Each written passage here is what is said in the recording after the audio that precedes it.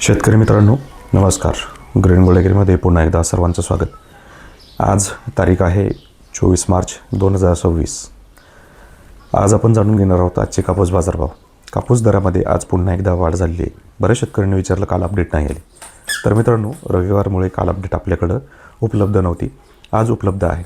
आता दोन इथं महत्त्वाच्या बातम्या आहेत आणि अतिशय आनंदाच्या बातम्या आहेत. पहिली, कापूस भाव आज परत 200 रुपयांनी वाढला आहे. दुसरी गोष्ट, युद्धाचं जे सावट आहे हे तात्पुरतं का होईना थांबलेलं आहे. परिणामी आपल्याला उद्या आणि परवा या 2 दिवसामध्ये देखील जर कापूस बाजारभाव वाढले तर आपल्याला परवानंतर म्हणजेच बुधवार ते शनिवार ह्या 3 ते 4 दिवसामध्ये आपल्याला कापूस विक्रीचा निर्णय घ्यायचा आहे. फार काळ थांबायचं नाही आहे. तर चला जाणून घेऊयात आता नक्की काय अपडेट आहे.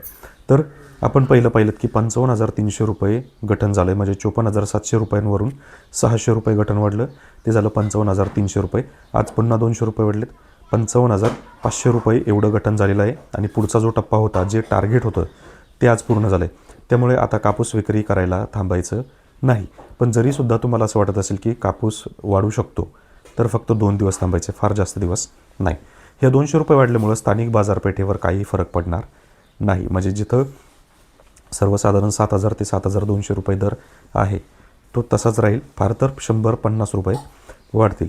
परंतु मोठ्या जिनिंगमध्ये साधारण 50 ते 100 रुपये वाढतील. छोट्या जिनिंगमध्ये देखील वाढतील. परंतु ज्या ठिकाणी मोठी बाजारपेठ आहे, जसं की आता मानवत आहे, हिंगणघाट आहे, यवतमाळ आहे किंवा नागपूर आहे, तर अशा बाजारपेठामध्ये साधारण 100 रुपये तरी किमान वाढतील. म्हणजे ज्या ठिकाणी सर्वसाधारण 7,500, 7,600, 7,700 हा दर आपल्याला पाहायला मिळतो आहे, तो आणखी 100 रुपयांनी वाढेल. म्हणजे 7,800पर्यंत जर दर होते तर तिथं आपल्याला आता साधारण 7,900, 7,950, 8,000पर्यंत दर तिथं गेलेले पाहायला मिळतील. दुसरं, मोठी बाजार समिती, थोडक्यात सगळ्यात शेवटची अकोट बाजार समिती.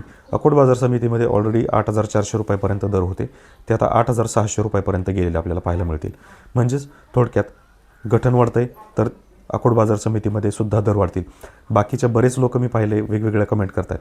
बाबांनो, तुम्हाला काही कळत नाही त्याच्यामुळे तुम्ही डोकं लावू नका. कारण हे अशी लोक आहेत की ज्यांना कापसाचं काही देणं घेणं नसतं. कापूस आणि यांचा लांबपर्यंत संबंध नाही. आणि अशांना हे पण समजत नाही की कापूस दर कधी वाढतो आणि कधी कमी होतो. त्यामुळं शक्यतो कमेंट ह्या माझ्या ऑफ असतात. त्यामुळं बाबांनो, तुम्ही किती जरी काही केलं, किती शेपूट मारलं तरी काही होणार नाही. दुसरी गोष्ट, आपल्याला आता कापूस विक्री करताना हे 4 दिवस पुढचे, म्हणजे साधारण हा आठवडा आपल्याला हिशोबात धरायचा आहे.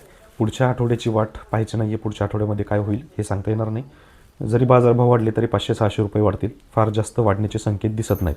किंवा ज्यांना रिस्क घ्यायचे आहे की वाढतीलच आणि खूप वाढतील, तर तुमच्या पद्धतीवर रिस्क घ्या. वाढतील हे मला पण वाटतं आहे, परंतु त्याच्यामध्ये शक्यता जास्त मला वर्तवता येत नाही आहे.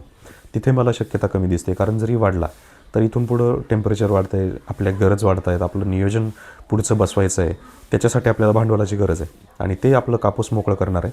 त्यामुळं सध्या तरी ह्या आठवड्यामध्येच निर्णय घ्या. पुढच्या आठवड्यामध्ये जरी आपला तोटा झाला तरी 400-500 रुपये होईल, त्याच्यापेक्षा जास्त होणार नाही. परंतु मार्केट जर परत रिवर्स आलं तर मग मात्र 1,000-1,500चा फटका बसू शकतो. बाकी निर्णय तुम्हाला घ्यायचा आहे. धन्यवाद.